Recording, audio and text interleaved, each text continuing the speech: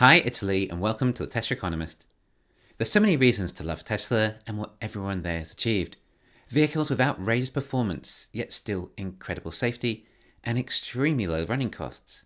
And this year, the Cybertruck. Then, a Gen 3 platform, which according to Elon, and including subsidies and tax credits, could be the lowest cost of vehicle ownership, if Tesla so chose. The vehicle could cost as little as $10,000 to the consumer, and Tesla could still break even, with a running cost close to negligible. Yep, that is definitely an exciting product for the financials, especially when you factor in Elon's numbers of 5 million compacts and vans on the Gen 3 platform. The numbers start to add up and could take Tesla's valuation to the trillions. And it's not dependent on 4680 cells. In fact, with CATL's current processes, probably around 2 to 3 years of cell and battery factories to reach an adequate supply. Actually, about the same time away from today to when Battery Day was presented. Now, although the numbers for these next-gen vehicles look good, and 5 million may sound like a lot to have to sell, but like we're saying, the price can get very low, and if you finance it, then the cost wouldn't be too dissimilar to even taking the bus for some people. Then we would hope there is ample demand. And I'm not in the fanboy camp of thinking Teslas have infinite demand. And before you jump in and say the Model Y is the best selling in so many markets, then that is true. But it doesn't feel like the demand is growing like it used to. Now the production numbers are bigger and the prices are lower. Electric may be the future, but perhaps not quite yet. There's still plenty of consumers who would rather use hybrid or still own internal combustion. Perhaps these consumers are still waiting until Legacy approve more with their wider range of electric vehicle offering. Or perhaps just waiting until electric is below the cost of ICE, like the Gen 3 will do. For me though, even if a Tesla was internal combustion, I would have still thought all the technology, infotainment and safety would have been appealing enough for many consumers, let alone the additional advantages of electric.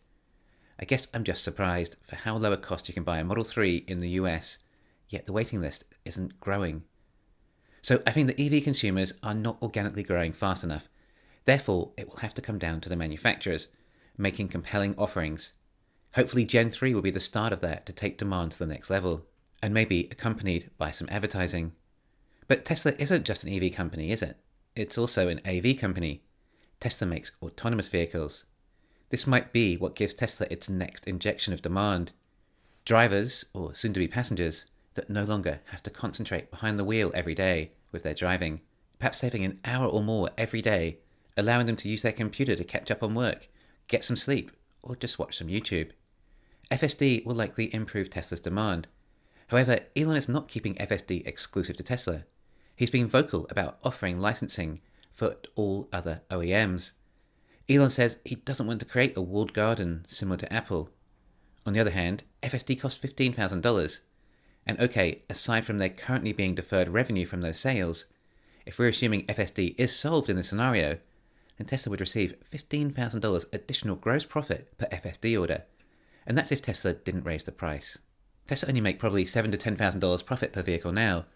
Okay, if Gen 3 gets the cost down like we're told, it will be more, at least with the tax credits. But basically, FSD is probably more profit per vehicle, if ordered, than the vehicle itself. In other words, it's all about the software for the big numbers. However, if Tesla can only make 5 million of these Gen 3 vehicles a year, and that might not be reached for another 3 or 4 years, then there is a limited amount Tesla can sell with FSD. It will be the licensing to the legacy orders that will expand Tesla's software business. Rather than making more hardware for the software, let other companies who make the hardware also sell the software. In the next couple of years, Ford and GM will have enough sales to make several million EVs a year too, potentially doubling Tesla's software offering if they licensed it. And that would be just for their EVs. Maybe they could license it for their ICE vehicles too, depending on how that coincides with Tesla's mission. And like we said, this is a product that sells you time, more time to do what you want, rather than drive, albeit having to do whatever it is inside a vehicle. But there is obviously value in that. A lot of value that people are willing to pay for. Even now, people are paying $15,000, and you still have to concentrate the entire time. So basically, any car purchased with FSD, or if it's a subscription model, the majority of profit will come from that software, rather than the car itself.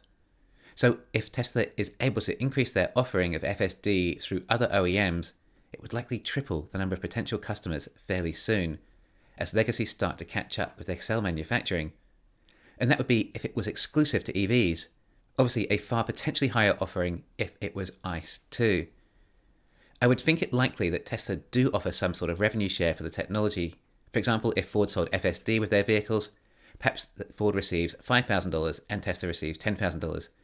That's a massive profit for Ford from one vehicle and would dramatically change things for the company. On the other hand, perhaps Tesla don't give anything to Ford, and the fact Ford is able to compete with Tesla when it comes to the technology is reason enough for Ford to adopt it. Either way, Tesla will certainly be clipping the ticket. Sure, there is additional hardware required, some extra cameras and chips, but not that major relative to the potential sale price. And then you might think, why stop there? In for an inch, in for a mile. Why not just go all in and use the Tesla operating system? It will be compatible with Tesla superchargers. It will offer all the infotainment with a reliable, intuitive operating system, along with all other services that Tesla have like dog mode or sentry mode. It would transform legacy autos into smart cars too. I mean, look at the Ford system now. It's nothing close to a Tesla. No OEM is. Then this opens up the potential for all the other applications. Tesla selling 10 or 20 million cars a year is great, but limiting the customer base for FSD compared to around 40 million a year, especially if they manage to get the likes of Volkswagen and Toyota to adopt it. However, if Ford starts offering it, then it will be a competitive advantage over legacy autos, and I would have thought that they would have to follow suit. Or surely would if they notice Ford sales increasing as a result. If Tesla have FSD solved by, say, 2028 or something, and there are 15 million Tesla and legacy EVs a year with Tesla FSD, then if half of them adopt FSD and it costs $15,000, then that's over $100 billion a year. No company in history has been able to produce $100 billion a year in gross profit. Or if they are paying $300 a month in subscription, and there's 10 million customers, then that's $3 billion gross profit a month just from FSD, but then potentially an additional 5 million accumulating annually as more people adopt EVs or vehicles with Tesla FSD. So in a couple more years, it might be $6 billion a month, and then early next decade, over $100 billion a year, just on the subscription model, and continually accumulating with more vehicles Tesla produce and more vehicles other OEMs produce and adopt Tesla FSD. I can't see there being any other alternatives they can use. I mean, just think of the data alone and try and think how any competitor could come close to that level of data. Then all the actual technology that went into it. Tesla's FSD feels like one serious moat. This is how a lot of Tesla investors feel. FSD is going to be so extremely profitable and such a big earner, it will inevitably be solved one day. That day does tend to fluctuate between fund managers, stock analysts, and fanboys. But a lot of these Tesla investors are prepared to wait 10 years if necessary, given that this potential is so huge.